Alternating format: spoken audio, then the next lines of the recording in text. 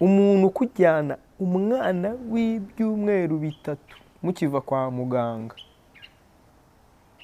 Abagabo ariko baca mu bintu byinshi kweri, abagabo baca mu bintu byinshi sinababeshya mba numva narakomeretse kuko mama life uburyo namukunze numva ngira ngo nta nundi mukobwa nakunze urwo rukundo, ariko uyu munsi ntago tukiri kumwe. Abantu benshi ubu ngubu nyine murimo muribaza impamvu.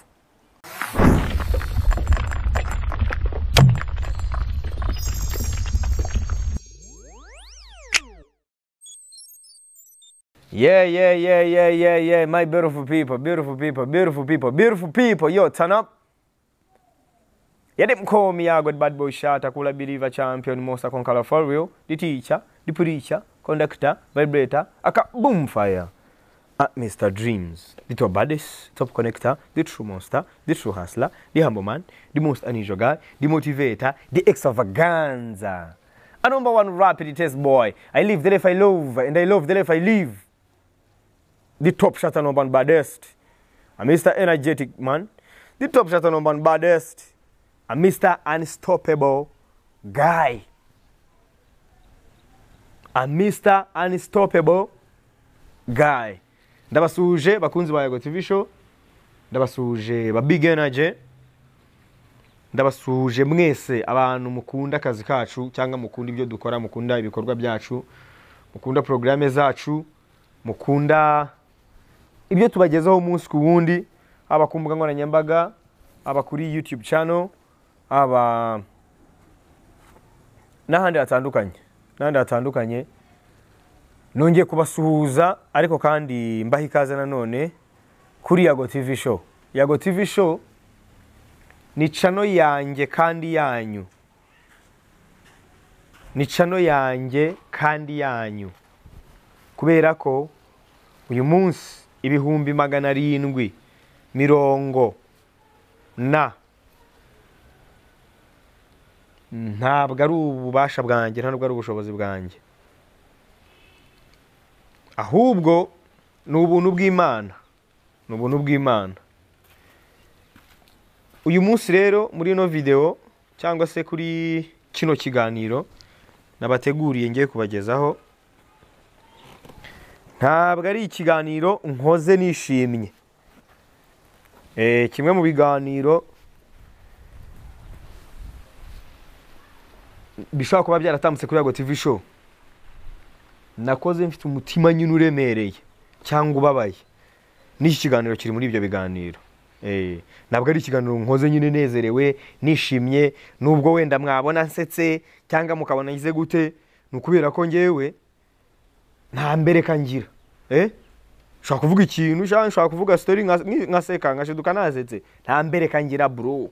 We niba ugira imbereka ntari bijye uyigumane ko nge nta mbereka ngira. Ubwo iyo nsetse biha bigeze igihe cyo guseka, ariko niyo mbabaye ntabwo ngewe nzi guhisha ibihe byanjye. Ntabwo nzi guhisha ibihe byanjye. Iyo bihari byiza ndabyerekana, kandi niyo bihari bibi ntabwo mvuga ngo ibihe bimeze neza kandi bitameze neza. Ngewe ntabwo ndi umuntu uvuga ngo meze neza kandi ntameze neza. Nge narabibabwiye ndavuga ni ntabwo meze neza kubera societe nari ndimo y'abantu barwanya ibikorwa by'umuntu. Mwarabibonye ibimenyetso birahari, hari n'abafunzwe kubera gutanishinga amazina y'abandi muri showbiz. Ndababwira ngiye ndicomokeye, reka ndicomokere mbaha amahoro. Uyu munsi rero nabwo nkoze kino kiganiro ariko mfite umutima n'ubundi uremereye, nyine ntabwo nishimye, ntabwo nezerewe kabisa. Wenda ba Big Energy mu mazi minsi wenda mwe mubibona mukavuga muti se umujene ntabwo tukimubona mu kazi kuri Yago TV show, ntabwo agikora. Byagenze bite ko tutakibona ibiganiro? Hari benshi bambona barimo kuvuga ngo views zarabuze, ngo twarakennye. Nge ntago nakennye. Nge ntago nakennye, ariko ubwo umuntu ufite Yesu yakena. Erega abandi hariye mu bivuga abandi baba bari mu myuka mibi runaka bakorana nayo. Nge ndi umukire. Mu izina ry'Imana, mu izina rya Yesu nge ndi umukire, kandi nge mbona n'ibyo gutanga. nge nta munsi sindahagarika gutanga ngewe Yago kubera ko umuhamagaro wanjye no gutanga amagiva ngewe ni nagake nakira ni gake nakira umuhamagaro wanjye rero nterwa ishema no gutanga nge nterwa ishema no gutanga kubera ko iyo natanze byinshi umugisha wanjye ugarukira muri kwa gutanga byinshi rero nge nterwa ishema no gutanga nabonye hari abavuga ngo views zarabuze ngo narakennye n'ibindi byinshi murabizi ariko ngende umukire mu izina rya Yesu narabibabwiye hari indirimbo nabiririmbyemo yitwa Amashagaga burya mburiye ibumoso nanashakira iburyo aho kugira ngo mbivange namenye ko life goes on aho kurya amakoto nzajya nimenyera izanjye na story zanjye zitwika hari ahantu ndirimba ngo kugira ngo nyine ngo nibe ngo nitwe umukapo hari abajene benshi nyine batunzwe no kwiba ariko babakapo fo ariko umwuga wabo ari uwo kwiba hari ahantu naririmbye rero muri iyo ndirimbo yitwa Amashagaga gende muyumve mwe mu ndirimbo nasohoye n'ubundi ndi mu bihe bigoye cyane ariko Imana irandinda Imana yakomeje kumpagararaho rero bura rero Imana mbabwira ngewe narayibonye ikora nayibonye imbwira yaramvugishije yaranyeretse Imana narayibonye niyo mpamvu kino kiganiro ndaza kugikora mu rukundo ndaza kugikora mu izina ry'urukundo ntago ndibuze kugikora mu izina ry'urwango nta nubwo ndibuze kugikora mu izina rya ndaza kugikora mu izina ry'urukundo niyo mpamvu ushaka ko aba big energy mwebwe mwagendanye nanjye nambikwa ikanzu yitwa ubuhemu mwanga kumvaho banyambika ikigunira cyitwa ubugome mwanga kumvaho banyambika babona ntibikunze banyambika ingofero yitwa amacakubiri babona nayo Imana yinkuyeho barongeye baravuga batoya mu mwambika inkweto zitwa urwango nabyo biranga mu ngumaho ni Imana yabagumishije aho ngaho ntabwo ari nge biranga mu ngumaho kugeza igihe mwahagurukiye ebana muravuga muti uyu muntu ntako atagize nakunze ko igihe cyageze Imana ikabibereka mukabibona nibo ndabwira aba big energy kuko uyu munsi dufite abantu benshi bari muri big energy abo bantu ndabubaha ibihumbi 14 n'imisago birimo kwinjira mu 15 kuri channel ya WhatsApp Imana ibampera umugisha iyi video irareba mwebwe hakuru no munota ngeze abantu mwese mwamaze kwinjira muri channel ya big energy kuri WhatsApp sharing a link na sharinze kuri YouTube na sharinze kuri Instagram sharing a link y'iyo channel umuntu wese uyirimo ubu tumaze kuba ibihumbi 14 kuzamuka ibyo bihumbi n'abantu benshi cyane ndabubashye ndabakunda Imana igikomeza ibampera umugisha aho muri kuko nago nabona uko mbageraho mwese Imana igibampera umugisha abo bantu rero nibo ngiye mba ndimo kubwira ubu ngubu mfite abantu none nshobora kuza nkicara kuri kamera nkababwira ibyo bintu byose barabinyambitse mu ngumaho mwanga kumvaho kugeza n'uyu munsi cyane ubu ngubu biri mu bihumbi 700 nkuko nabibabwiye uyu munsi dufite channel ya WhatsApp imaze kugera mu 12 irimo kwinjira mu 15 bakikomeza kubera Imana so dufite channel ya big energy kuri Instagram ikurikirana n'ibihumbi 4,800 bijya kuzura mu bihumbi 5 abo bantu ndabashimira cyane ndabashimira Imana ibampera umugisha aba listeners banje kuri Spotify bahwanye n'abantu 680 ndabashimira cyane Imana ibampera umugisha ubu ni mwebwe ngiye kujya nsavinga abantu mwese mukurikirana ibikorwa byanjye rimwe ngiye kujya nsavinga kandi nzajya nzanganira namwe mbabwire ngo umutima wanjye urababaye cyangwa umutima wanjye urishimye cyangwa se bimeze gutya nzajya nza mba updating aha niho nzajya mba updatingira aha kuri Yago TV show abantu nibaza bakababeshya ngenza nicane babwiza ukuri mbabwire version yanjye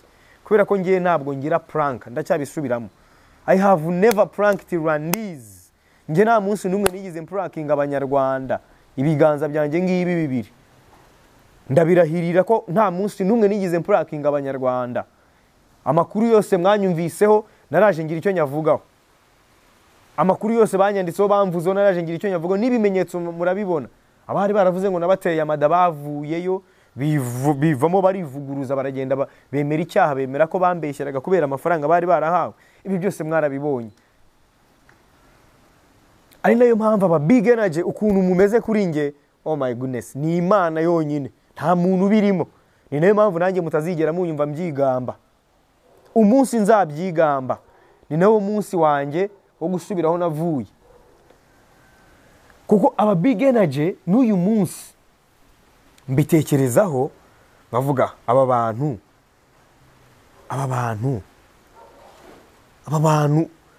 bagomba ikindi kintu umuntu wese ushyigikira akumva mu big energy akumva atewe ishema uwo muntu nge mugomba ikintu mugomba urukundo rutarimo uburyarya mugomba ukuri nkaza nkicara nkakubwira ni ntago bimeze neza iwanjye aho kugira ngo ukomeze ubone wenda content izabuze kandi wenda ndimo guhiringa wenda ndimo gukira hari nk'ibikomere mfite ndimo kurwana nabyo ngo mbikire buri abajene benshi nari babwiye ngo babana n'utwo duhinda ariko ntago bashobora kugira imbaraga nk'izi zacu ntago bashobora kugira imbaraga nk'izi zacu ngo banaveyo avuga ati ngiyewe kabisa maze iminsi nca mu bintu bigoye sana bimeze gutya na gutya ya dressing abana babwiza ukuri abandi babari inyuma iyo ngiyo nyine babeshya bashyirayo abana ngo babavuganire nge nta PR ubu ngubu ndagira nzaba mugira ariko ubu ngubu nta PR ndagira kabisa ngizajya nivugira nze mbwira aba big energy umva muri abantu badanje aba big energy kweli numvaga mfite gahunda yo kuza gutangira iyi video nyine mbashimira ukuntu ejo muri nabonye cano ni gute cano iva ku bihumbi 2 ikazamuka mu minsi nk'ibiri cyangwa 3 ikabigeza mu bihumbi 10 ikava mu bihumbi 10 ukabonera zamutse ku munsi byibuze ubona abantu 1000 ubwo se urinde urikize wakoze ikize waririmbye yo that's a blessings from above bro ngiye n'umugisha ngiye mbifata nk'umugisha pe sinzi impamvu mu Rwanda bino bintu mutabikoramo amakuru abanyamakuru ngo mukora amakuru muvuge kuri tuno duhigo abahanzi banyu baba baragiye bakora umuhanzi witwa Element ashobora kuba ariwe muhanzi mu Rwanda wagize abantu benshi mu gihe gito kuri channel ya WhatsApp ubu ngubu ari mu bihumbi 88 ayo nta makuru twagomye kuba dukora ku bahanzi bacu meza tukaberekana tugakomeza kwishimira ko uyu munsi umwana umujene nka Element ashaka kuzana movement abantu bakayikunda bagakunda ibintu arimo gukora kuri urwo rwego tukabyishimira kugira ngo tubirwanye uyu munsi nyeka ko Element ari we umva abanyamakuru bari creative iyo content muyikore ibirimo na views irabona views iyo content muyikore mukore mureba amacano ya WhatsApp buriya nago muramenye ukuntu isirimo kwihuta ariko izo channel zirimo zirabibindi bintu bikomeye na ahantu hamamarizwa umuhanzi arahamamariza rwose akabatana nose umuhanzi afite ibihumbi nka 200 kuri channel cyangwa 300 cyangwa 500 kuri channel 700 miliyoni wibwira ko yazongera kuza muri interview yawe yajya itashyira yakantu mu bihumbi 400 500 700 kandi abantu akababona so aya macano mugende mureba amacano y'abahanzi banyu murebe ngo ninde ufite benshi akurikirwa nande mukore top 5 cyangwa top 10 murebe ko mutabona views mukuru tuntu twiza mu editing Element mufata yo narababwiye ngo muri week iri jambo ndacyari subiramo ariko ndivuga kugira ngo mube strong kuko mbifuriza kuba mukareka weak mind mukayivaho mindset iri weak mukaba creative. Iyo ufite ishyari ntago waba creative. Iyo ufite umunabi ntago waba creative. Iyo ufite ishaza ntago waba creative. Ariko iyo uri free uba creative. Kuba free se ni iki? Nuko udafite ishyari mu mutima wawe, ukaba utagambana, ukaba utica abantu, ukaba udatoteza abantu, ukaba utagira amagambo mabi ku bantu, ukaba ufite uko ubana n'abantu, ukaba ufite uko ubana na societe. Societe ntikubone nk'ikibazo, byibuze ikagira ikintu kizi gukuraho, byibuze ukagira umumaro umwe muri societe. Uyu munsi njye numva ntewe ishema no kuba hari umumaro nagize muri societe yanjye. Uyu munsi njye ntewe ishema n'icyo kintu, kandi ni nacyo naharaniraga, kuba uyu munsi byibuze hari umuntu umwe, ntago mvuga benshi, umwe wenyine, njye niwe ndimo kuvuga, umwe wenyine ushobora kuza kuvuga ati Yago yangiriye neza. Icyo kintu akakivuga, uwo wenyine njye niwe mba nkeneye. Ntago nkeneye abantu 1000 cyangwa 100. Byibuze uwo muntu umwe shaka kumukorera isengesho, kavuga Mana wibuke ko uyu muntu yavuze ko namugiriye neza. Ko hari abantu ngiye mba naragiriye neza ariko batigeze babiha agaciro, ahubwo bakakwitura ibibi gusa. Abo bantu nimubazi se? Abantu nimubazi, nta muntu utabafite. Nimugire ngo ninge ngenyine uvuga ko mbafite, namwe murabafite. Buri rukweto rugira urwarwo. Ntago biba ari ibyanjye ngenyine, ntago biba ari ibyanjye ngenyine. Umusaza abonye ndimo kunywa gakeya, siko kari kagezweho nyine.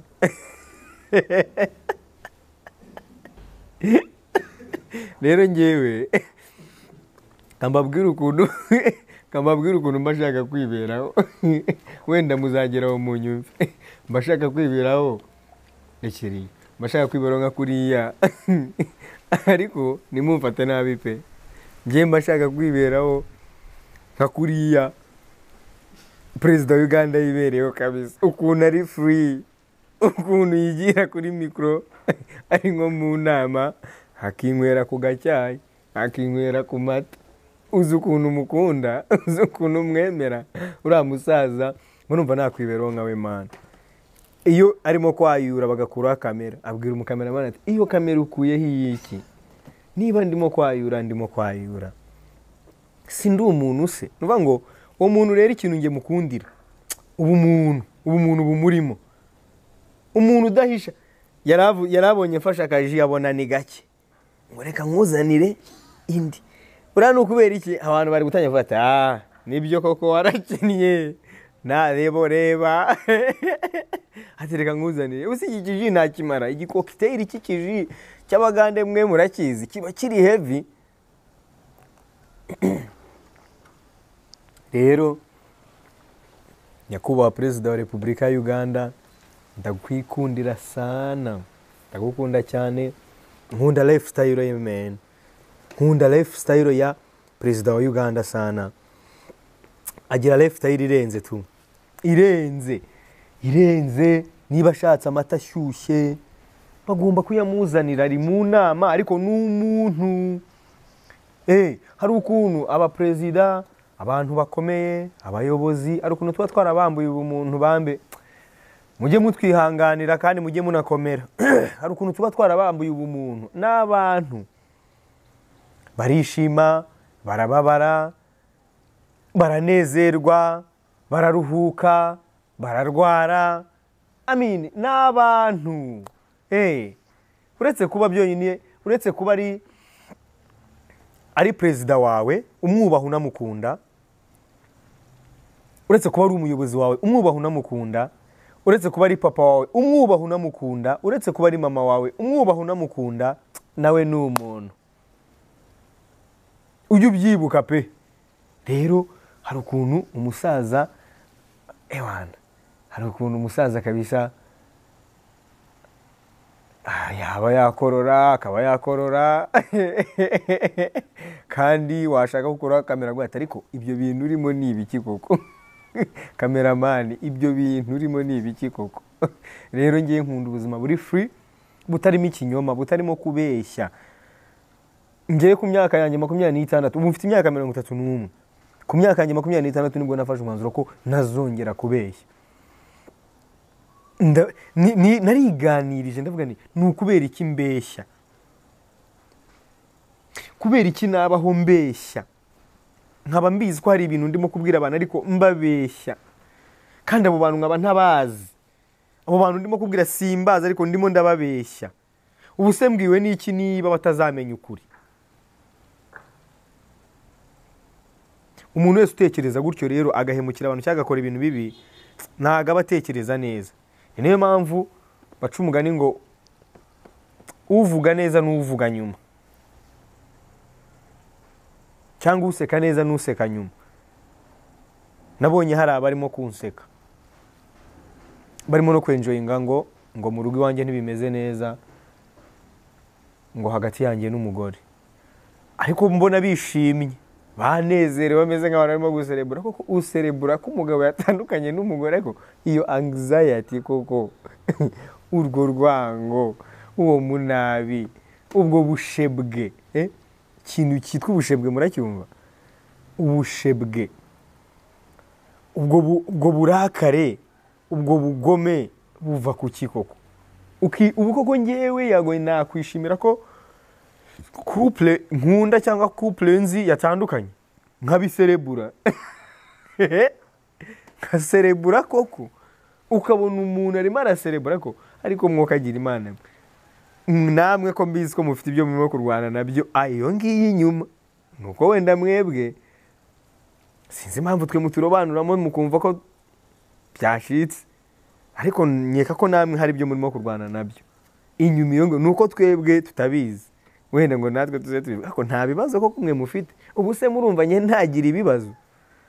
Nababwiye ngo ndi umuntu, mbere yuko mumfata nka Yago Pondat cyangwa Yago For Real cyangwa Yago TV show cyangwa CEO cyangwa Big Energy cyangwa iki, mujye mwibuka I am a human being. I love, I hate, ndazinukwa, ndanga, ndakunda, ndarwara, ubwo ni ubuzima bwa buri munsi bw'umuntu.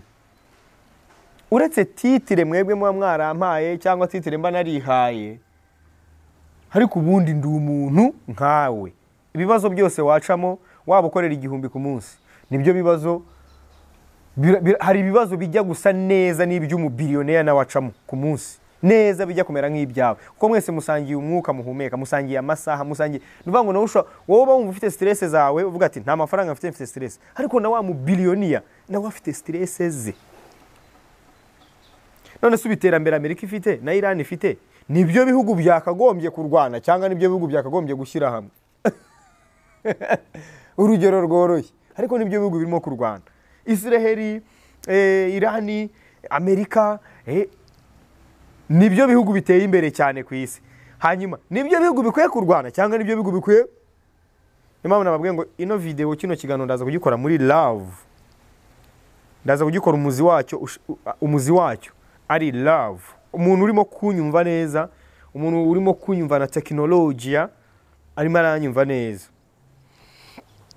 Uyu munsi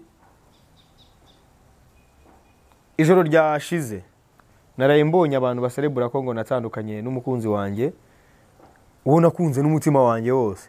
Nkaza hano kuri kamera nkabibabwira, nabyibukaga, ndanabyibuka ko naje hano kuri kamera nkababwira ni nkunda umukobwa witwa Kayiranga Teta Krista. Nabibabwiye, ndabwira ndamukunda cyane, kandi rwose barumva ari n'umugore wanjye, barumva yambera n'umugore tukabana. Hari abantu rero nabonye barimo guserebura ko ngo natandukanye nawe.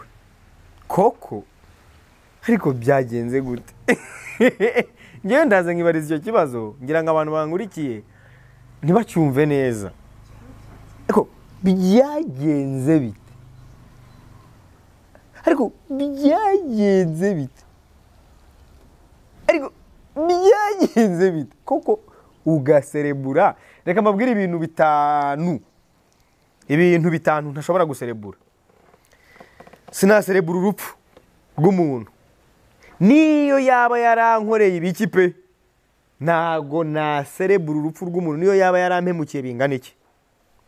Sinaserebura divorce y'umuntu cyangwa se gutandukana k'umugabo n'umugore, kuko divorce ishobora no kutajya mu mategeko, ariko abagabo n'abagore birirwa batandukana umunsi ku wundi. Abagabo n'abagore birirwa batandukana, nuko wenda hari abadakora ama divorce. Mujye mubyibuka ko hari imiryango itandukana nikora ama divorce. Icyo kintu ni icya kabiri, ntago naserebura icyo kintu. Niyo umuntu yaba yarampemukiye bingana iki, ntago naserebura icyo kintu. Ikindi kintu ntaserebura, ntago naserebura failure y'umuntu, nyine gutsindwa k'umuntu. Ngo mbiserebure ngo mvuge ngo ndishimye, ngo nshimishijwe ngo no kuba uyu muntu yafailinze. Mu minsi yashize ibyo bintu narabigiraga, ariko ubu narabizibukiriye, narabijugunye. Ushaka kwibaza ati se mu minsi yashize ko wabikoraga? Narabiretse, kandi nabiretse mu izina rya Yesu. Ntago muzigera mwongera kunyumva nyine ndimo kugirana utugingi n'abo bantu, cyangwa se ngo ndabanga, cyangwa se ngo turangana, cyangwa se ngo turarwa. No, icyo kintu nyinshi cya gatatu ntashobora guserebura. Ikindi kintu cya kane ntashobora guserebura, ntabwo nshobora guserebura. Urimo muranyumva neza? Mu bitondeke. Nahereye ku rupfu, nkurikizaho divorce cyangwa se gutandukana k'umugabo n'umugore, nakurikijeho iki? Gufailinga k'umuntu, ntabwo nabiserebura. Ikindi kintu ntaserebura cya kane, ntabwo ngewe nshobora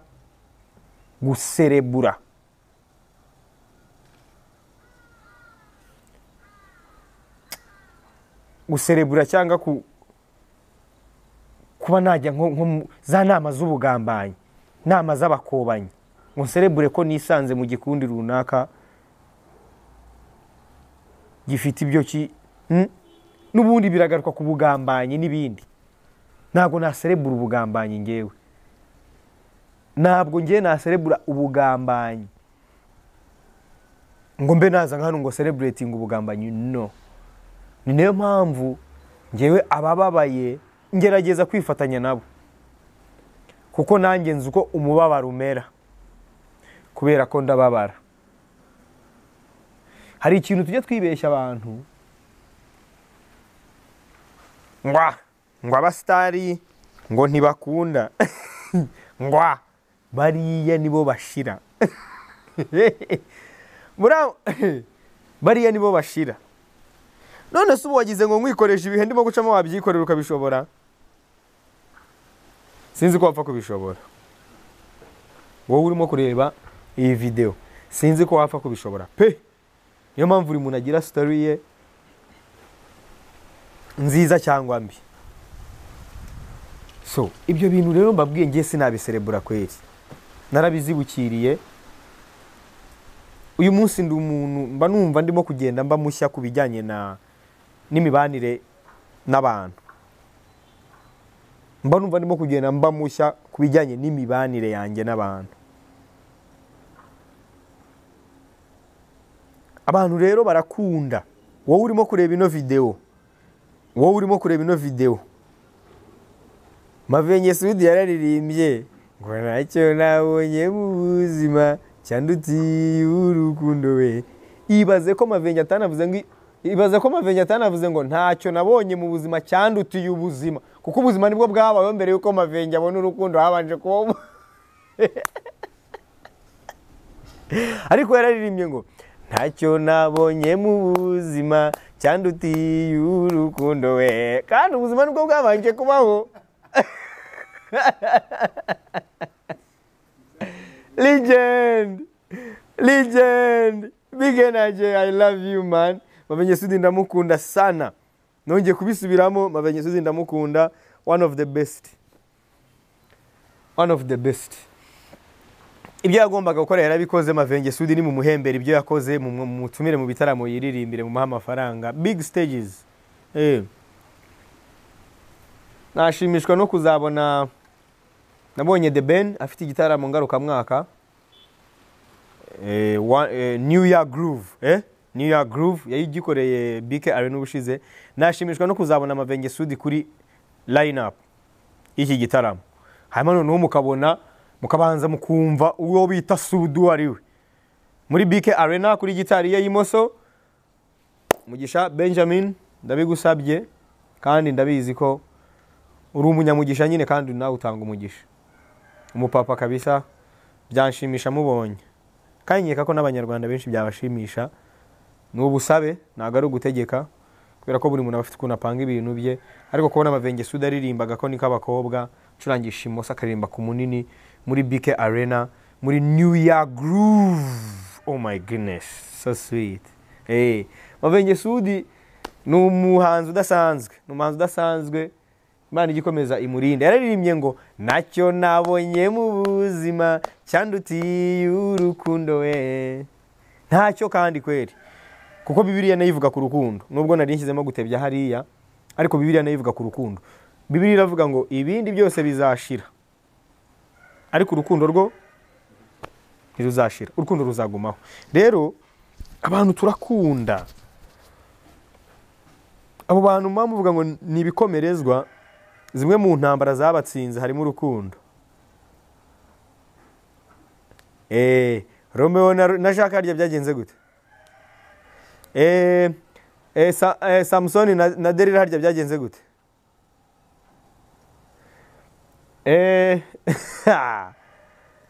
Valente byagenze gute na harya ni Valente byagenze gute? Romeo and Juliet byagenze gute? Jacques na Rosa byagenze gute? Nuvango ndagira ngo abanyarwanda mukurikiye ino video kino kintu uyu munsi mukimenye.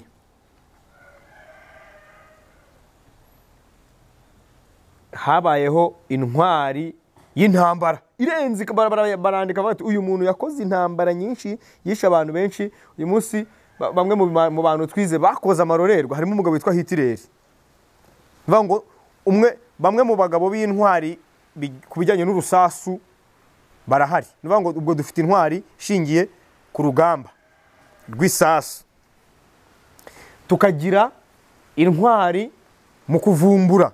Abantu bagiye bavumbura ibintu bikomeye cyane, ibitekerezo isi irimo kugenderaho uyu munsi bikaba byaravumbuwe n'abantu. Uyu munsi umuntu akaba ava muri Amerika agahita agera muri Uganda, uyu munsi umuntu akaba ava Canada agahita agera mu Rwanda, uyu munsi akaba ava mu Rwanda akaba agera i Paris mu masaha 10 nangahe, kubera ibitekerezo by'umuntu. Icyo kintu mu cyumve neza, kubera ibitekerezo by'iki. Ariko kuva isi yaremwa nta ntwari y'urukundo irabaho. Ngaho muyimbwire, mumbwire ngo uyu nguyu yaratsinze mu rukundo. Nyine yarahiriwe guhera akivuka kurinda atabarutse.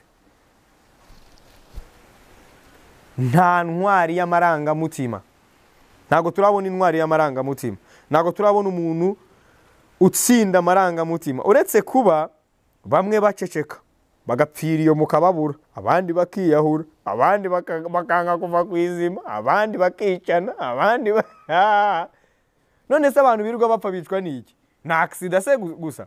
Harimo abarwara paralize, harimo abarwara amakanseri, harimo, ariko izo ndwara zose zikomoka, ujya kureba ugasanga habanje kubaho love, urukundo cyangwa se amarangamutima.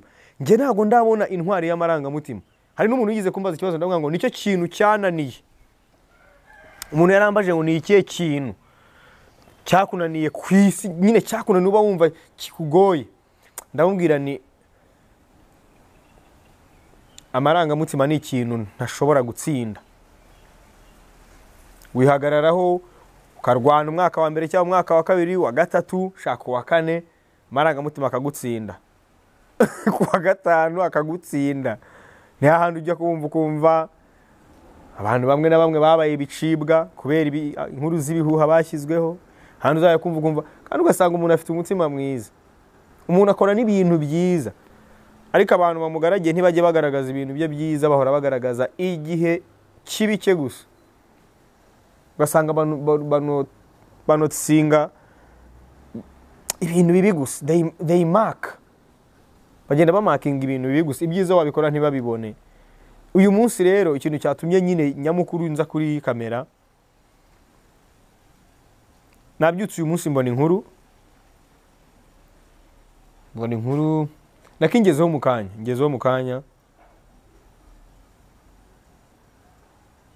ni inkuru yanditswe n'ikinyamakuru Igihe. Ni inkuru yanditswe na Emi, umunyamakuru w'Igihe. Ni inkuru ifite umutwe w'amagambo uvuga ngo umuhanzi Yago Pondati yaciye amarenga yo gutandukana n'uwo baheruka kubyarana n'ibindi ntibuka, ariko ndumva iyo mikarago nayisoma.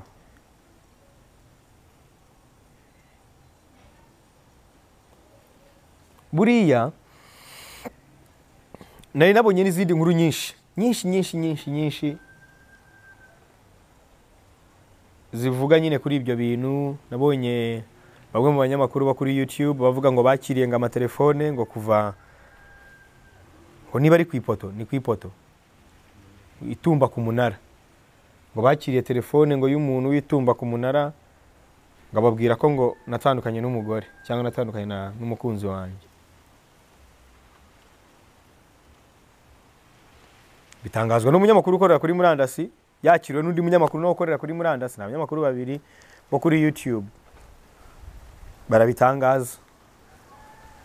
Bavuga ko ngo numvise bo batangaza ko umugore yansize yamaze gusubira mu Rwanda. N'igihe niko cyabyanditse.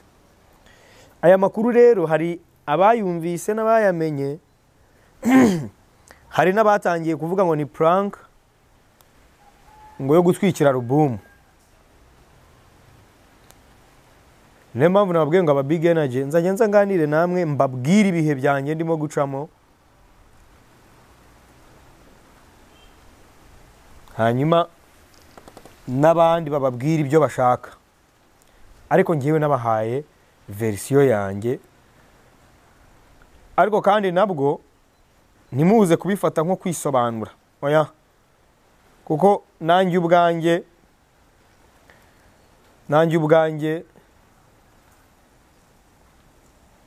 nabonye byari byamaze kufata indi ntera, abantu barimo kwibaza ibintu byinshi, amasirikirasiyo aho ngaho.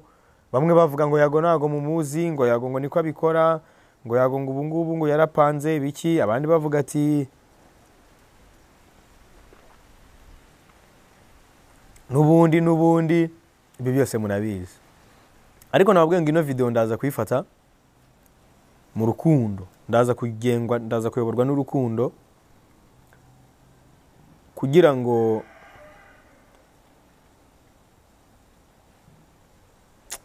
ngo n'Imana ize kuduha umugisha. Kubera ko ngewe Yago ndakunda, kandi ngakunda by'ukuri. Abanzi by'ukuri, abo twakundanye by'ukuri, bo bagize gute barabizi. Ngewe ndakunda by'ukuri. Amakosa yose nakora mu rukundo ntabwo bikuraho ko nge nkunda, kandi amakosa mu rukundo ntago ajya abura, kuko nta muntu uri perfect. Hanyuma mu minsi yashize nababwiye ko mfite umuntu tunakundana, kandi nifuzaga ko n'ubundi tubana.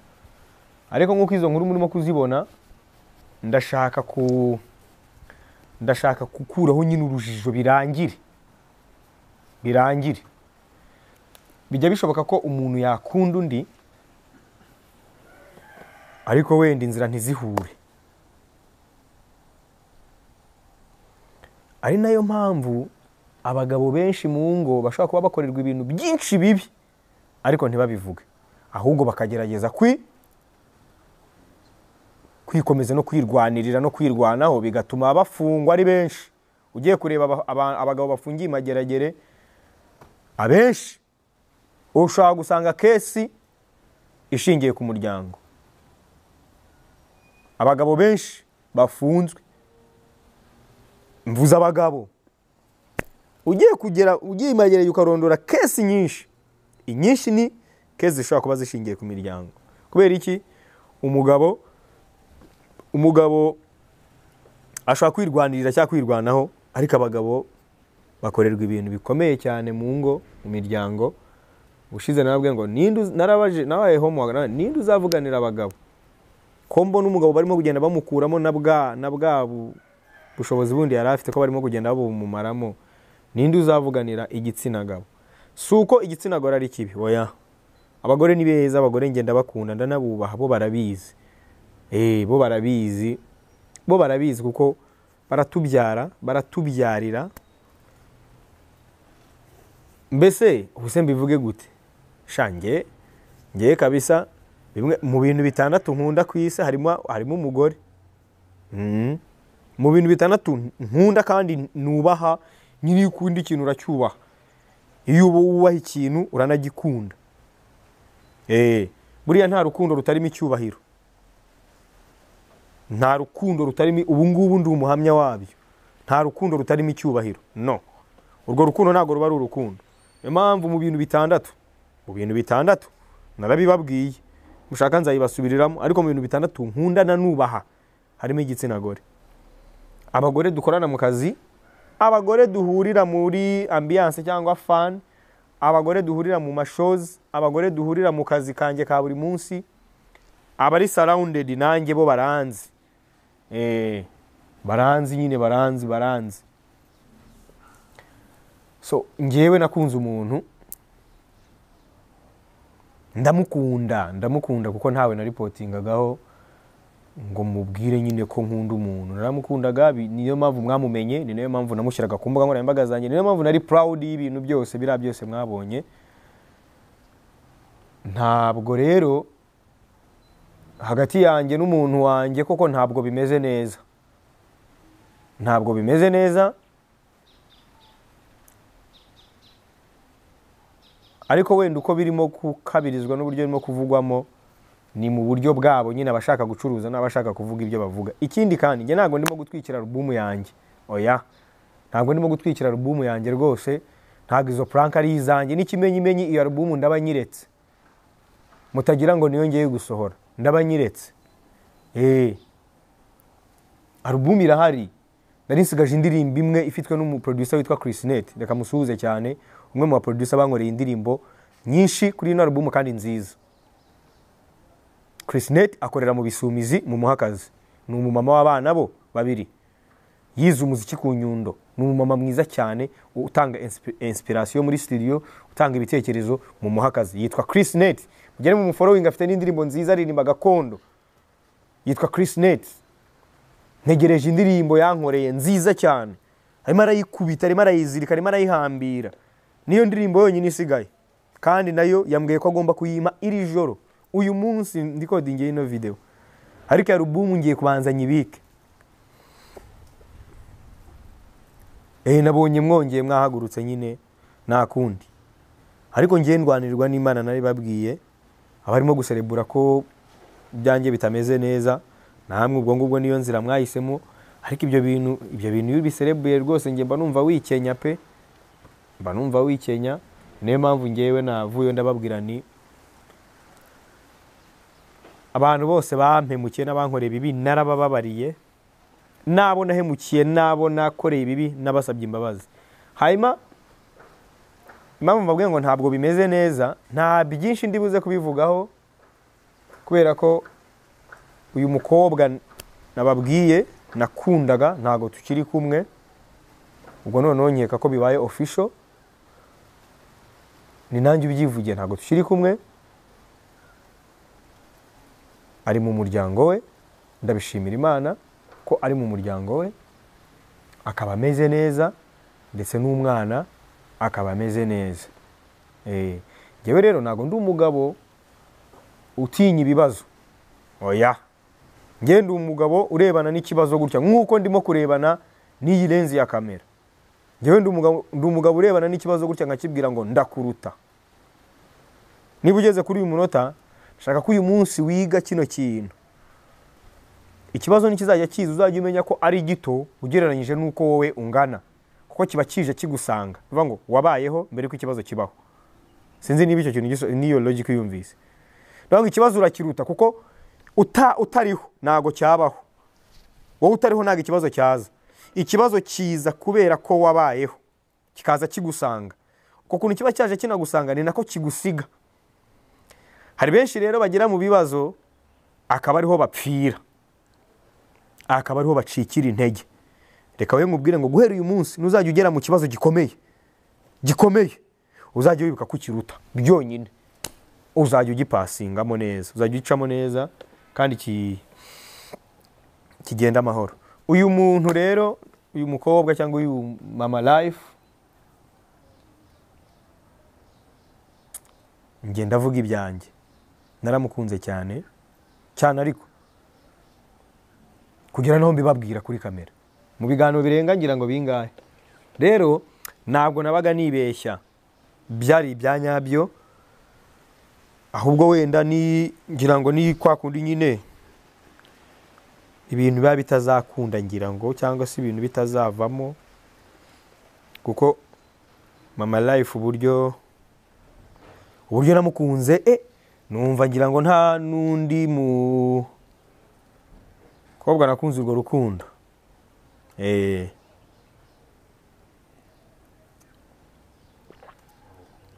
Kuko umuntu ukubyarira hari ikindi cyubahiro ubumugomba, hari izindi mbaraga. So haba hari n'izindi options, haba hari izindi options. Abantu bakuru, abantu bari ku rwego rwo kubyara, baba bari no ku rwego rwo kuba hari indi nzira batekereza ishobora gutuma batabyara cyangwa batabyarana, ariko iyo nzira nta nimwe yigize itekerezwa. Bivuze ngo ni umugisha wabonetse hagati yanjye na Teta, kubera ko nari naramubabwiye nkamuranga n'ahantu hose. Ni nayo mpamvu ngarutse kuri kamera, kugira ngo umuntu akomeze kubona ibintu byinshi wenda byagenze gutya, bimeze gutya. Ngiye mbihere version yanjye, abavuga ibyo bavuga ibyo bashaka. Ariko kimwe mu bintu nzi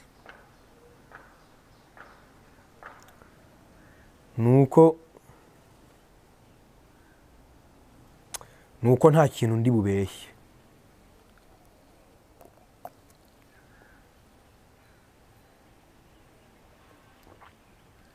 Ariko nanone ikindi kintu nuko ntari buvugeho nyine ibintu byinshi cyane. Mama Life ndamwubaha, uko twahuye nuko twamenyanye ni ibyacu, kandi ariko uyu munsi ntago tukiri kumwe. Abantu benshi ubu ngubu nyine murimo muribaza impamvu. Ese Yago waramwirukanye, waramukubise, waramutoteje? Hari umuntu w'inshuti yanjye ejo wanyoherereje uburwayi aba mama bagira iyo bamaze kubyara, ni depression. Ariko nanjye ibyo narabisomye na mbere, nari mbizi, kuko umumama wese ukimara kubyara ewana ni straight. Iyo ngo yitwa postpartum, ni depression aba mama bose bagira iyo bakimara kubyara. Postpartum kangura ukuntu bayisobanura, baravuga ngo the postpartum period begins soon after the baby's delivery, usually lasts 6 to 8 weeks, and ends when the mother's body has nearly returned to its pregnant state. Sinzi namubyumvise. Njyewe rero story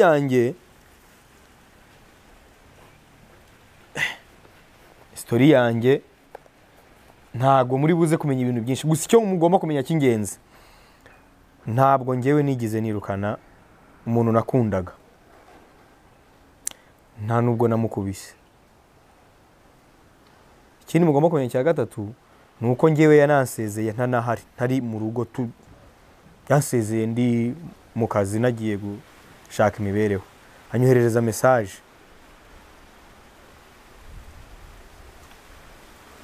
ambwira ko agiye. Najyaga numva abahanzi baririmba zino story, ba Rodrigue Karemera ngo hagati y'ibiti bibiri aho twakundaga kunyura ndahagera, ndimo murayizi. Ukumva iyo story n'uyu munsi urayumva kumva ni story, ariko nanjye ibintu maze iminsi ncamo cyangwa se ni story nyine zikaze kabisa, kubera ko uwo muntu watanze amakuru nguri Itumba ngo wahamagaye gatanga amakuru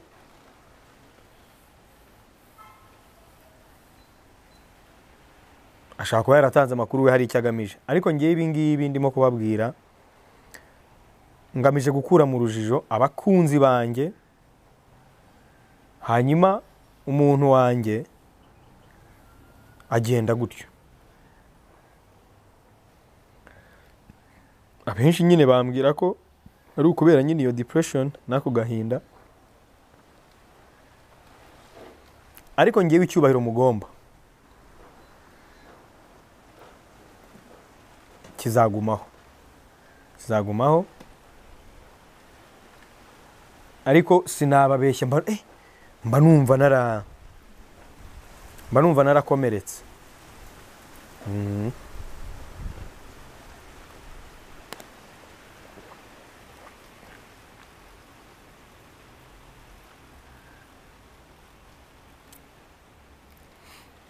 Ariko nyine umuntu abagomba gukomera tu.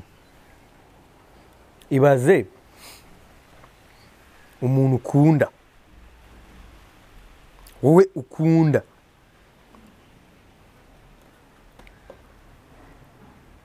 mumaze kubyara, umaze kubona umwana wawe w'imfura w'umuhungu bigenage, umuntu akamutwara mu byumweru 3.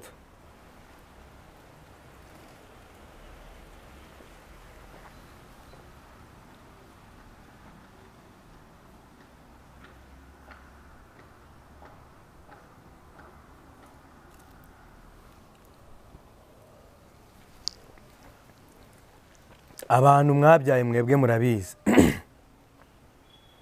Umuntu akagutwara umutima mu byumweru 3, agahita kugutwara utanahari, utari iwawe, wenda wagiye no guhiga.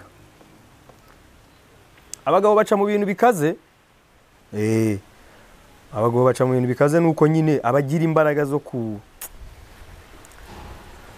zo kuvuga. Abenshi nyine bica abagore bro, niziramfu mujya mwumva, mukumva abagabo bisha abagore, mukumva abagore bisha abagabo. Mu miryango ntago bimeze neza. Abanseka cyangwa abansetse sha mwisekere, ariko nge nuko nasezeweho, nuko ngiye byagenze, ndikira ka message tamukubise, tishwe n'inzara, unamukunda. Niyo mpamvu babwira ngo uyu muntu urukundo namukunze, namwe abantu bankurikira kuri social media mwarabibonye byose.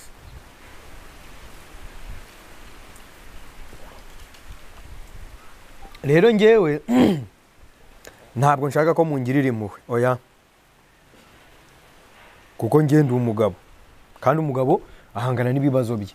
Ubwo ahubwo igisigaye ni ugusenga, ni ukudusengera Imana yazabyemera ikongera ikaduhuza, kuko ibintu by'ama relationship ubu ngubu ngewe nabihariye Imana, narirwaniriye sha ntako ntagize. Kandi nawe urahanga urimo kureba sha, niba ugeze muri iyi myaka yanjye 31 cyangwa uri muri 40 cyangwa uri muri 60 cyangwa uri muri na veni, hari abana barimo gukomereka kubera love. Veni 17 umwana aragukubita heartbreak, kubita heartbreak, kubita heartbreak ya danger kandi abantu rero bafite ibikomere bitandukanye. Narirwaniriye pe, mbivugiye kuri kamera, mu ma relationship nge narirwaniriye, nkajya nabandi ngwe n'umukobwa abandi, ubu n'uyu mugore wanjye ni uzaho umugore wanjye, n'uyu nguyu nkarokinga. Iyo umaze kurokinga rero, inama nubwo ngewe wenda bitameze neza, ariko inama natanga kubijyanye n'urushako, ntago wabana n'umuntu mwese mutari committed. commitment niyo yubaka mbere y'ibintu byose.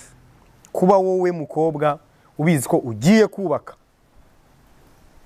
utagiye nyine ukubyumva kugiye kubaka, utagiye guhangana, ukumva ko ugiye kubaka, nawe mugabo ukumva ko uri committed. Umugabo rero ari committed, umukobwa atari committed, niyo mpamvu urwo rugo rutaramba. Umukobwa ari committed, umugabo atari committed, ntabwo ruramba.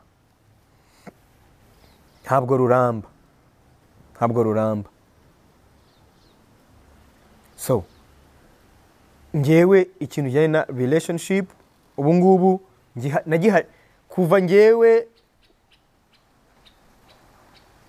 uwo umutima wanjye wakundaga akansiga nta n'ikibazo nzi dufitanye cyangwa twagiranye, nkabona nyandikeye message ntanahari, akagukubita ka message ati urabeho. Nahise mvuga ni am I dreaming? So uyu munsi nyine uburyo inkota yinjiye kinjira, umuntu kujyana umwana w'ibyumweru 3 mukiva kwa muganga. Abagabo ariko baca mu bintu byinshi kweri, abagabo baca mu bintu byinshi, n'abagore baca muri byinshi bibi pe. Abagore Imana igibaho umugisha, abagore Imana igibaho umugisha pe. Genda nabakunda kuko hari abandi bagore beza ngewe nzi bagira umutima mwiza, bagira impuhwe, hari n'abantu benshi nabonye bavuga ngo amakuru yaba ari menshi, arabavuze ngo nasanze umwana atari uwanjye. Oya, life ni uwanjye kandi azabaho neza, na nyina azabaho neza. Life ni uwanjye azabaho neza. Ngenda umukozi, ngenda umugabo w'umukozi, ntago ndi umugabo usabiriza nubwo. Oya, ngenda umugabo w'umukozi, ahubwo ngenda umugabo utanga, umuhungu wanjye azabaho neza, life azabaho neza cyane.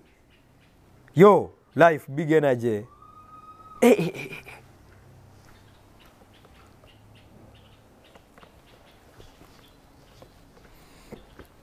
Ako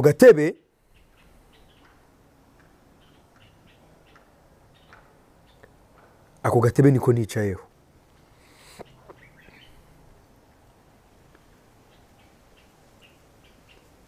Rero rubyiruko bajene, murimo kurambagizanya, murimo guteretana, murasabwa kugira commitment muri love yanyu. Murasabwa kugira iki? Gende mushaka ubusobanuro bw'ijambo commitment. Niryo jambo ryonyine numva, kuko ntabwo nabona ijambo mu Kinyarwanda ryiza nyine nababwira. Mugiye mushaka ijambo ryitwa commitment, murebe. Kubera ko mwembi mutari committed tebisoboka, nago bikunda. Rero ibintu bya relationship, ba big energy bakunzi banjye, bakunzi bakazi kanjye, life ameze neza, amakuru ndayafite, nyina ameze neza, ari mu muryango, icyubahiro kizagumaho, hanyuma ibisigaye Imana yonyine niyo nibibona mama life azambera umufasha, kuko Bibiliya iravuga ngo umufasha mwiza umuhabwa n'Uwiteka. Ubwo niba Imana ibona mama life ariwe mufasha wanjye, azambera umufasha. Niba ibona hari undi runaka irimo kuntegurira, nawe izamutegura. Ariko ibintu bya relationship narirwaniriye, iyi niyo relationship ya nyuma ngewe nkoze nirwanirira. Kwa kundi ukunda umuntu ukamwimaramo ko bati niwe nkunze wenyine, fasha umwanzuro, ibyo bintu sinzi ko bizongera kumbaho. Ubu ngubu ngiye kuba focus ku kazi no gutunga umuryango wanjye. Ubu ngubu nakazi mbone no gutanga itangazo hano, nunyapurocinga menya ko unzaniye akazi cyangwa se hari ibintu tugiye gukorana bijyanye n'akazi. Abantu munyandikira, hari abantu mba mbona barimo kunyandikira bakanyandikira ibintu nkabona ibintu barimo kunyandikira ntago bisobanutse. Ikindi kandi ngiye ntago ndi umuhanzi nk'abo mwirirwa mukinisha ko mubonye. Oya, niba ufite akazi twe turaza dukora akazi. Niba wadushimye mwagomba gukora akazi uzaduha amafaranga tuze dukora akazi. Abantu munyandikira mumbwira ngo mbaho ibiganiro ngire gute, content wise nitwe tuyikora, twe dukora content. Nunyapurocinga uzajya ufite ikintu urimo kuvugiraho. Nunyapurocinga wumva nafata umwanya wanjye nkaza nkaganira nawe tukaganira twicarana, ujuza hari byibuze nk'amadolari nka 100 ngaho ufite, kuko umwanya wanjye ugiye guhenda cyane.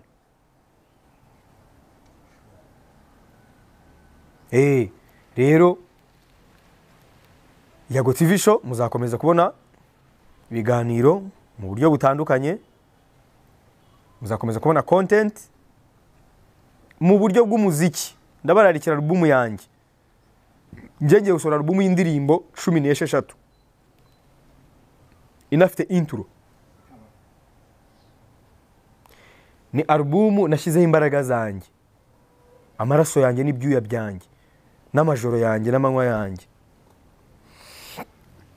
Ntabwo ari album ndebye imbaraga nayitakajeho, ntabwo ari album nkwiye kuza ngo gutwikira ngo kubera ko ngo nakoze prank na Teta ngo turashaka ngo gutwikira indirimbo. No, nabwo ngo ndashima Imana ko uwo twabyaranye ari mu muryango, ari safe, mwana ameze neza, nawe ameze neza.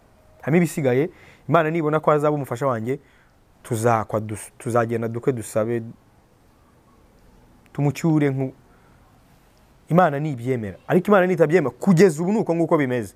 Nago nzi kubana n'ibyo bintu nyine byo na postinze ngo fuck fake love. Yes, urukundo ruzahora ari urukundo, ariko niba wowe ushobora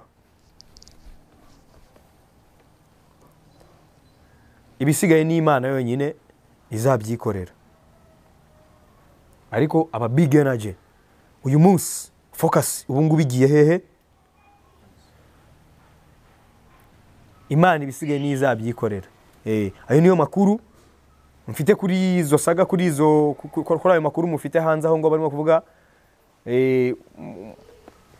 Naramukundaga ntago mbyicuza, naranabyanditse ko ntabyicuza. Ngiye iyo nakunze umuntu ntago mbyicuza, kuko naramukundaga. Ariko uyu munsi niba yaransize ubwo se nakomeza ngamukunda? Ubu hari abantu bari buvuge ni mama w'umwana wawe wakomeza ukamukunda, cyamukunda n'ubundi. Ariko ibisigaye Imana niyo. Nge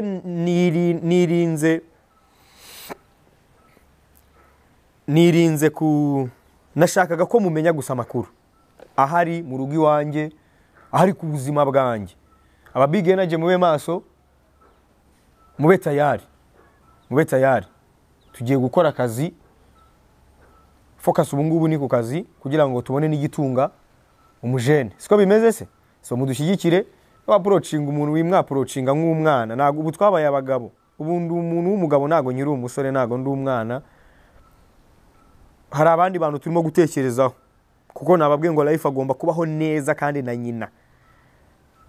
Ntago bagomba kubaho nabi. Ibyaba byose kutumvikana cyangwa kutahuza ntago bikuraho ko bariya bagomba kubaho neza, kuko nababwiye ndi umugabo. Nge ndi umugabo. Niyo mpamvu umuntu wese unyapurocinga azajya yumva ko aje kwa approaching umugabo. Abantu mujya munyandikira, ari abantu njya mbona munyandikira ibintu murimo kunyandikira. Oya kabisa.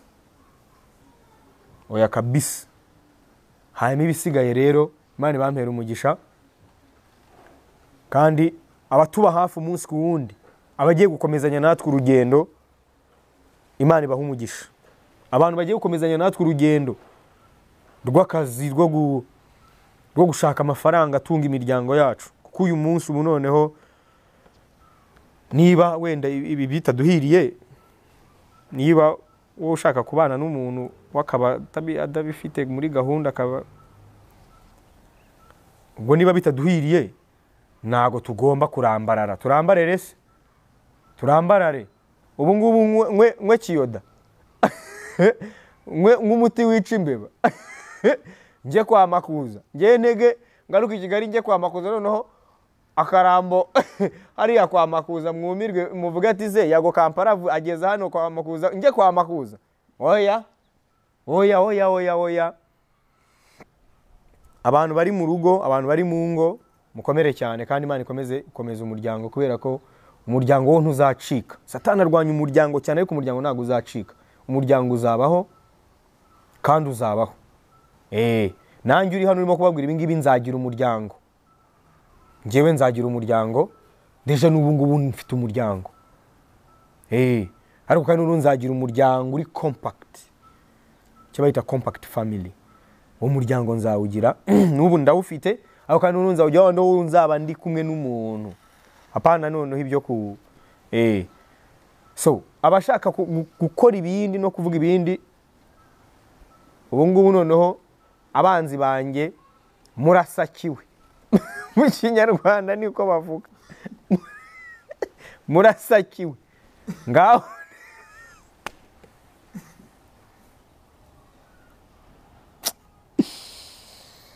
aba big energy ndabakunda cyane. Imana ibandindire, Imana irinde umuryango wanjye, Imana irinde abanyarwanda, Imana irinde isi yose. Hanyuma mbonereho no kubateguza indirimbo, mfite indirimbo n'umunyankorekazi witwa Omega 256. Ni indirimbo iziri busoke very soon, murayibona. Ni indirimbo nziza, ni indirimbo nziza, ni indirimbo igiye gusohoka kuri album cyangwa se ku miziki ya Omega. Mukobwa uririmba neza cyane, mukobwa uririmba neza cyane. Mugende mwumva indirimbo ze. Yakoze indirimbo yitwa Disia, yakoze indirimbo yitwa Ndio Munyankole, yakoze indirimbo yitwa Party na B2C. Afite n'izindi ndirimbo nyinshi, afite na show 19th September Lugogo Cricket Oval, Fire Burning, Turn Up, Kampala, Kigali, Turn Up, Woyo. Dufite indirimbo aba big energy hano muri mutwereka urukundo. Indirimbo iri hafi gusohoka mu buryo bw'amajwi, hanyuma izahita ikurikirwa n'ubundi n'amashusho. Big energy hanyuma Omega yahuje imbaraga na Yago. Nago East Africa muzabicunge, dufite collabos nkeya kubera kwiyumvana kwiyemerana hagati y'abahanzi muri bo, ariko ibyo turabizi ko igihe kizagera bikarangira bigashira. East Africa bagashyigikirana, abanzo muri West Africa barashyigikirana cyane ariko East Africa ntago bashyigikirana. So aba big energy mugende mu following Omega kuri Instagram ni Omega 256 niko yitwa. Mugende mu mukurikirane kuri Spotify, mu mukurikirane kuri YouTube, mukore subscribe kuri channel ye, mugende murebe imiziki ye mumwumve, mugende mumanuke mwandike big energy. Anabibone ko yakoranye n'umujene ufite abantu, ufite aba big energy. Kuko uyu munsi ntago nkiri ngenyine, ndabafite kandi Imana igibaho umugisha. So ndabibasabye mugende mubikore. Hanyuma indirimbo noneho nisohoka ni Moto Fire, Kigali Turn Up, Kampala Turn Up, East Africa Bujumbura Turn Up. Bujumbura ndabakubita vuba, ndaboherereza ibyanyu. Ndimwe n'umuhungu wanyu, ndimwe n'umupapa wanyu. Ubu nawe yarabyaye n'umupapa yitwa Double J. Ubu noneho ni Triple J. Wasa turacyakwita Double J. Oye mwami, oya ni Triple J. Ubu ngo haje Junior, wasa twavuga Double J. Ni Triple J. Umukuru, pick up on yourself man. Double J ari kuri album nayo irabageraho vuba cyane. Ariko kubera ukuntu ariko ubwo nshyizeho umucyo ngira ngo noneho birarangiye. Nabonye benshi bavuga ngo ni prank ngo ya album. No, ngewe nizerera mu muziki nkora, kubera ko n'umuziki mba ntashishuye, n'umuziki mba ntibye, n'umuziki mba nakoze wanjye. Uwo muziki rero mwizereramo ngasora indirimbo, bamwe mukanga no kuyipromotinga, mukanga no kuyikina, ariko ugasanga kuri YouTube ifite imibare. Gene muri imiziki yanjye ntabwo iburi imibare kabisa, bifite imibare kandi nta mibare ntago nyigura, ntago nyiboostinga. Niyo mpamvu mushimira abantu turi kumwe, niyo mpamvu mushimira aba big energy, aba mama mwese munkunda, mukunda Yago TV show, mukunda programme zacu, mukunda ibyo dukora. Imana ibaho umugisha. Aba papa mwese munkunda, mukunda ibyo nkora, mukunda akazi kanjye, mubona nashyizeho ikiganiro mugahita mwoherereza abana, mugahita mwoherereza abapeti banyu mukavuga murebe Yago, abamama mwese muhita mwoherereza abagabo banyu, abapapa muhita mwoherereza abagore banyu, urubyiruko mwohererezanya hagati mvuga yo Yago yasohoye ikiganiro. Imana igibaho umugisha mba umva, I owe you something kabisa, mbagomba ikintu kandi icyo kintu si kera. Ubu ngubu twatangiye gahunda muri Big Energy, abantu bari muri groupe y'aba Big Energy, bya bintu byose mwasabye gukora ama t-shirt, gukora ama drinks, gukora ibiki, ama brand ya Big Energy araje vuba cyane. Mu minsi iri imbere muzabona dutangira gucuruza ama brand ya Big Energy. Bira byose mwasabye tugiye gushyira mu bikorwa, ari ama idea yose y'ibintu mwadusabye.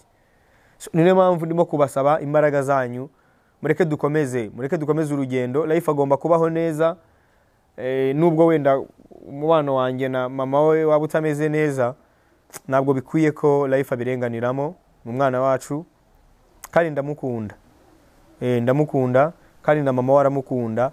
Ibyaba byose n'ubundi nababwenga, ibyaba byose urukundo ruruta byose. Ubwo ashaka no kubaho ibiganiro ni ibintu bisanzwe, ariko kandi mumenye ko ubu ngubu focus iri ku kazi. Munyemerere ndabibasabye, munyemerere kandi nongere mbashimire. Twatangiye gahunda muri Big Energy yo gufasha abantu. Hari abantu zaje tugeraho mu ntara, mu Burasirazuba, mu Burengerazuba, mu Majyepfo, Amajyaruguru, mu mujyi wa Kigali, mu Rwanda. Tugiye kugira amatima aho ngaho y'aba Big Energy azajya ajya gufasha abantu bashonje, bagaburirwe. Turebe ko hari ikintu twakomeza gukora nyine kuri societe dukomokamo, societe tubamo, societe twakuriyemo. Very soon umuntu uri muri groupe y'aba Big Energy warabizi, baraza gutanga link, dushobora no gushyiraho link namwe mugakomeza kubamo. Abifuza kudushyigikira ibikorwa bya charity hari i Kigali mu ntara, tukagera ku bantu bashonje, ya miryango nagaburiraga ntago tugomba kuyihagarika. Ya miryango nagaburiraga nyiraho mu Rwanda ntago igomba guhagarara. Umuryango wa Big Boss bandereya nubwo bitabye Imana, ariko mushiki wabo na Peter bari kumwe hariya. Tubiteho, tubamenya ya miryango twitagaho, n'ubundi dukomeza tubikore. Niyo mission aba Big Energy dufite, bive mu kuvuga ngo Big Energy, tutangire dufasha abantu tubicaze, bavuge amatemanyaje yabo, baruhuke, abantu bakire. Abantu bakire. Nizere ko urujijo ruvuyeho. Hanyuma ndabakunda cyane, Imana ibampera umugisha. Gukomeza kubona ibihuha, narigize kwicara kuri kamera nkababwira uwo nkunda, numvaga n'ubundi nkwiye kugaruka hano nkagira ibyo mbabwira kugira ngo urujijo ruveho. Hanyuma ibisigaye Imana iduhana umugisha, Imana ikomeze kuduha gukomera no kwihangana, kubera ko nkuko nabibabwiye ngewe icyo kintu nyine cyarankomerekeje, kubona umuntu nyine wowe ukunda gusezera tu akagenda. Byarankomerekeje cyane nyine, bituma numva ntago navuga ngo relationship ngo ni scam. Urukundo ni urukundo, kandi nubwo nanavuga ko ngo nzinutswe urukundo. Urukundo ruguma ari urukundo, ariko mba numva amarangamutima yanjye ashingiye ku rukundo yarangiritse. Ntago nababeshya. Imana niyo igomba kunkorera recovery kabisa, nkongera nkamera fresh. Ariko aba Big Energy ahantu muri, umuhungu ameze neza, mama w'umuhungu ameze neza, gusa nuko bitameze nyine neza 100%. Hanyuma mwakoze kubana nanjye guhera ku munota wa mbere kugeza kuri uyu munota. Imana bampera umugisha. Hasta la vista. Ndabemera cyane. Dusubire muri programme zacu z'ubutaha munsi ku wundi. Murabizi tuba updatinga. Hanyuma mutegereze ino ndimbo yitwa Akahama. Ni indirimbo ndi kumwe na Omega 256. Ntabwo ari indirimbo yanjye, ni indirimbo ya Omega. So kubera ukuntu ari nziza, muyitegereze, kandi nzi neza ko I am pretty sure ko muzenjoyinga ikintu gishya. One love. See you.